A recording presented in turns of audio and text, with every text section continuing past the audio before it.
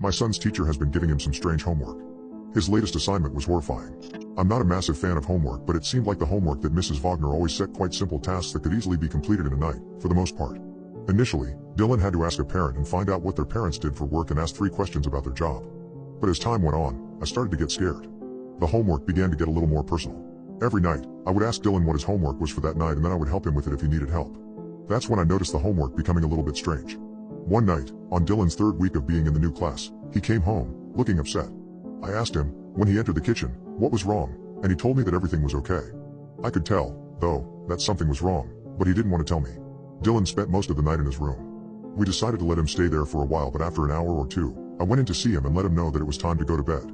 I walked down to his room, opened the door, and when I looked inside, I saw that he had already fallen asleep over his workbook. I quietly walked over to him to gently wake him up and move him to his bed, but that's when I saw it. The homework task that was set for that night. The title that was written in Dylan's workbook was "Would I Miss My Parents If I No Longer Lived With Them?" At first I was taken aback. This was a very weird task to set for a group of 14 and 15-year-olds. I didn't really know how to react to this. I continued to read, though, to see what else he had written. He had written, "I would miss both my mom and dad very much. I love them both a lot and they help me with everything. I love spending dinner time with them. But I would probably love someone else as much as them if I had to, like you were saying today, Mrs. Wagner." When I read the final sentence, I felt chills down my spine. The words struck me like a brick to the face. What had Mrs. Wagner been telling my son? What was the purpose of telling him these things? I decided, probably stupidly, not to tell my wife about what I had found. She would worry, and she probably had a right to worry, but I didn't want to concern her. I decided that I would instead confront Mrs. Wagner tomorrow and ask her about this strange homework task. The next day, I took Dylan to school like I normally do, except this time I got out and walked up to the classroom with him. I saw Mrs. Wagner, alone in the classroom, as I entered the room, and she greeted me with a smile. "Hey, how are you?" she said as I entered the classroom. "How is Dylan settling in?"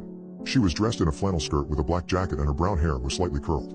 I answered that he was settling in well, but I did have 1 or 2 concerns. She asked what they were, and so I explained. "I was just curious about the homework you set yesterday. The one about how much they would miss their parents. I am just concerned because it is a very strange and confronting thing to ask a group of 9th graders. I also noticed that Dylan wrote that he might have to love someone else if he had to, like you told him. I would really like you to explain that." I asked her, quite bluntly. "Oh, that," she replied as she let out a slight laugh. "Yesterday, I was teaching about how parents love and protect their kids, but also how that there are also other people that would be there to help them if they need it." I wasn't satisfied with this answer and was about to question her further, when suddenly a large group of school children entered the classroom. They were all walking in 2 rows. They all greeted Mrs. Wagner and greeted her one by one. They seemed very well behaved, almost too well behaved. I then saw Dylan take a seat next to one of the students, who was staring to the front of the classroom with their arms crossed. At the entrance of the rest of the class, Dylan's behavior seemed to change. He seemed to sit up a bit straighter and his eyes widened as he began staring at the rest of the class. I looked around and noticed that all of the students were staring at the same spot. All their eyes were pointed at Mrs. Wagner. Something didn't feel right, but I knew that Dylan needed to stay at school, and this was probably some sort of morning routine they had. I decided that I would pick Dylan up from school, though, and so I left work a little bit early and drove over to the school. When the bell rang, most of the kids came running and screaming out of the gate, apart from Mrs. Wagner's class. They all walked out in a line, walking in time. This disturbed me. I had never seen a group of students so well behaved, especially even after the school bell had rung. Dylan walked over to the car and hopped in. He didn't say anything and sat in his seat, staring straight forward. I asked him if he was okay, and he just gave me a blunt response, almost instantly. Yes. I drove him home, in silence, and when we got home and inside, Dylan went straight to his room and closed the door. I knew something was definitely wrong, but I didn't know what. I decided to leave him alone until my wife got home and I would tell her everything that had been going on. She got home about half an hour later and I sat her down and explained everything that had been going on. She sat and listened and started to look more and more worried with every word I said. "Maybe I should go and talk to him. He might like that," she said once I had finished explaining everything. I agreed, and so she went into his room and I waited out in the lounge room for them to finish talking to each other. 15 minutes later, Dylan walked out of his room and into the lounge room. He was holding a small workbook and he said, "Can you help me with my homework, Dad?" "Of course, come and show me what you need help with," I replied. He held out the notebook and I took it out of his hands and read the homework task for tonight. Written on the top line of the page was one task. Research the best way to inject your parents with anesthetic. I barely finished reading the sentence when I felt a sharp pain in my neck, and I looked down and saw the needle sticking out of the side of my neck. Dylan was holding the other end of the needle, a blank stare on his face. Everything started to go black and the last thing I remember seeing is Dylan staring down at me, as I lay on the floor. I don't know how long I was out, but I was awoken by my wife screaming and crying. I woke up, startled, as she continued to scream. "He's gone. Dylan's gone."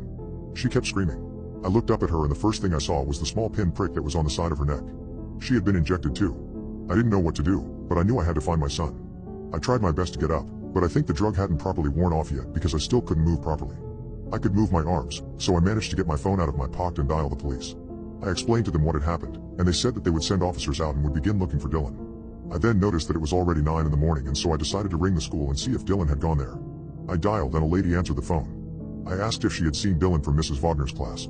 No, I am very sorry, but we haven't seen him today. In fact, we haven't seen anyone from Mrs. Wagner's class today, they are all absent. Which is very odd because Mrs. Wagner hasn't shown up for work either today, the lady on the phone said. I hung up and sat in silence for a moment. My wife had heard what the lady said, so she also just sat there in total silence. That was all 3 weeks ago and Dylan is still missing, along with Mrs. Wagner and the rest of his classmates. All the parents of the kids in Dylan's class have the same story. They were injected with something by their own children, and when they woke up, their child was gone. No one knows where they went, but we all have the same questions. Were they all together? Was Mrs. Wagner with them? Was this all planned? Exactly a month after the kids disappeared, the parents of Dylan's classmates and I gathered for a meeting at the town hall.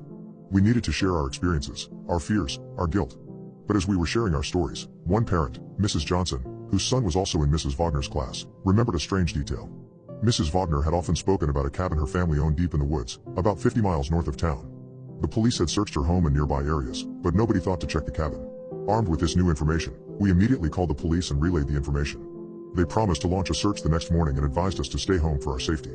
We couldn't just sit and wait, though. A few of the other parents and I decided to take matters into our hands. We gathered flashlights, maps, and a few essentials, and in the dead of the night, drove towards the woods.